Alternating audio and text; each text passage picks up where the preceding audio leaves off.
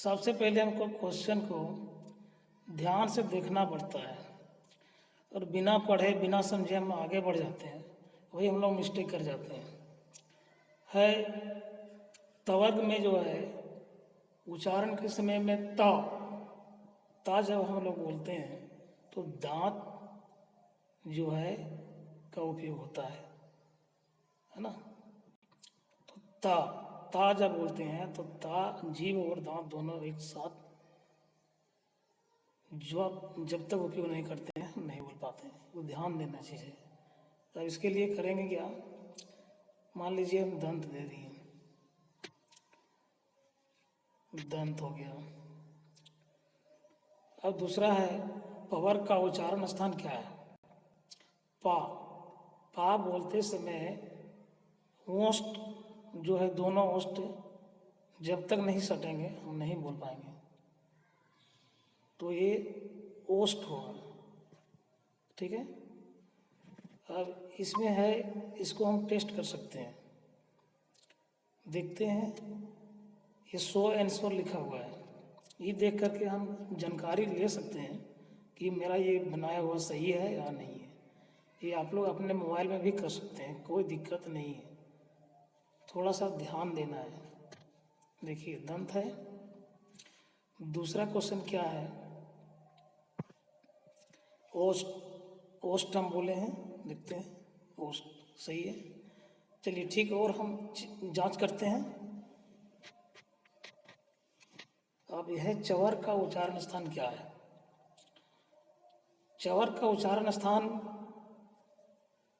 चा जब हम बोलते हैं तो चा बोलते समय जीभ जो है तालु में लगता है, इसलिए ये तालु होगा।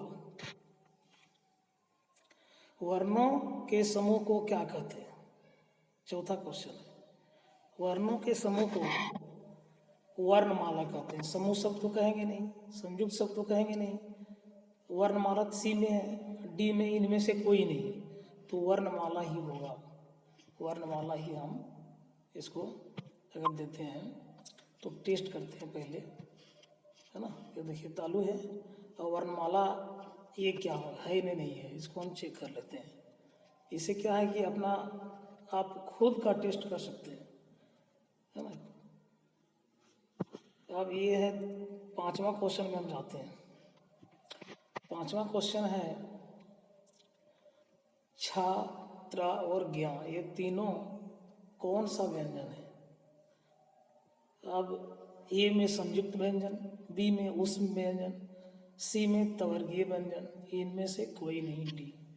लेकिन छा जब हम इसका अंग्रेजी करते हैं छंदगी छात्रा, तो के ये सच लिखते हैं, यानी ये संयुक्ताक्षर है, तो इसको हम संयुक्ताक्षर टेस्ट करते हैं। चलिए लिखते हैं टेस्ट करके, संयुक्त व्यंजन है, ठीक है। आप देखते हैं छठा क्वेश्चन।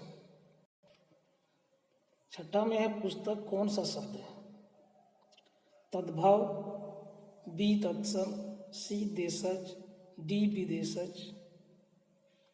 तो सी देशज तो होगा ही नहीं, ये तत्सम शब्द है, इसलिए तत्सम है कि संस्कृत से लिया गया है। संस्कृत के जो शब्द को ज्यों के त्यों रख दिया जाता है हिंदी में, तो हम तत्सम शब्द कहते हैं उसको, ठीक।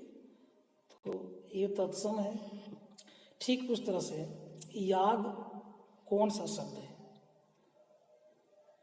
अब आग कौन सा शब्द है। तत्सम ये हो नहीं सकता है।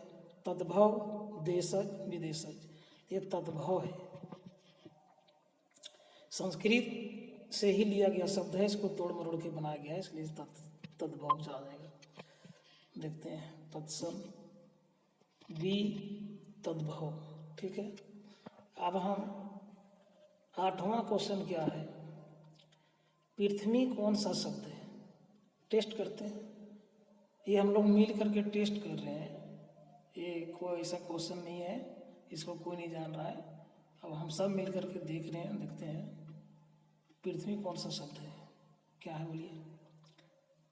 तत्सम, तद्भव, देशज, इनमें से कोई नहीं। पृथ्वी शब्द जो है वह भी संस्कृत से लिया गया है, इसलिए ये तत्सम शब्द है। टेबुल कौन सा शब्द है? टेबुल, देशज, तद्भव, विदेशज, इनमें से कोई नहीं। तो देशज तो है ही नहीं कि टेबल अंग्रेजी शब्द है, इसलिए विदेशज हो जाएगा। ठीक है, तत्सम ठीक है, विदेशज ठीक है। चलिए अब देखते हैं 10वां क्वेश्चन। 10वां क्वेश्चन, नाक कौन सा शब्द है? नाक जोगिक है, रूढ़ है और जोगरूढ़ है, इनमें से कोई नहीं। तो ये रूढ़ शब्द है, ये रूढ़ होगा।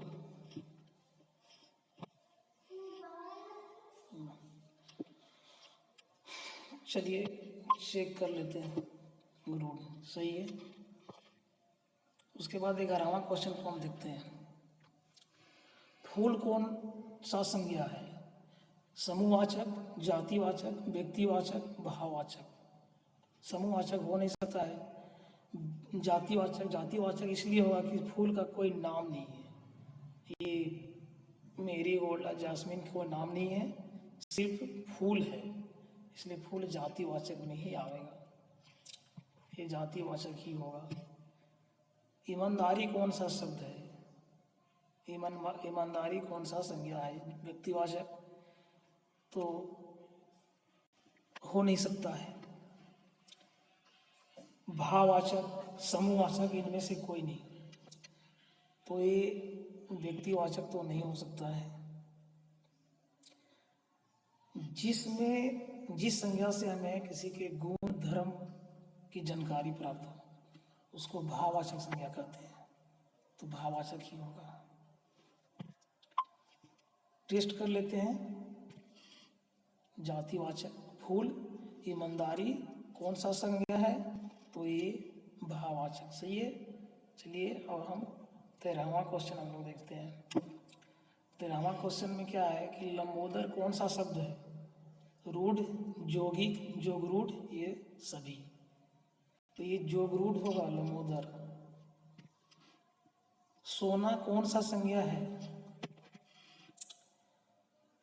सोना भाववाचक, समूहवाचक, द्रव्यवाचक, इनमें से कोई नहीं, तो भाववाचक हो ही नहीं सकता है, समूहवाचक तो हो नहीं सकता है, ये द्रव्यवाचक होगा जिसको हम नाप या तोल सकते हैं। इनमें से कोई नहीं, ये तो होगा नहीं, द्रव्यवाचक होगा। चलिए जोगरूढ़, सोना का देखते हैं, द्रव्यवाचक सही है। ठीक, अब 15वां क्वेश्चन देखते हैं।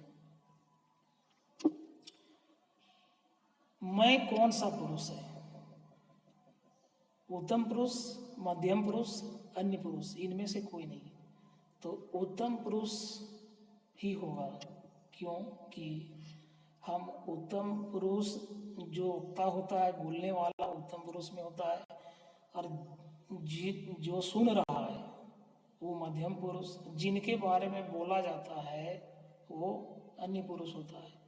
तो या हम वक्ता हैं या मैं कौन सा पुरुष है? ये उत्तम पुरुष ही होगा, इसमें उत्तम पुरुष ही दीजिए, है ना। चलिए देखते हैं उत्तम पुरुष।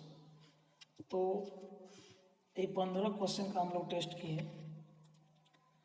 इसी तरह से प्रत्येक दिन हम लोग 15 क्वेश्चन का टेस्ट करते रहे। हिंदी व्याकरण या बाल शिक्षा से हम ले लेंगे, बाल विकास, है ना, गणित से ले सकते हैं हम लोग 15 क्वेश्चन।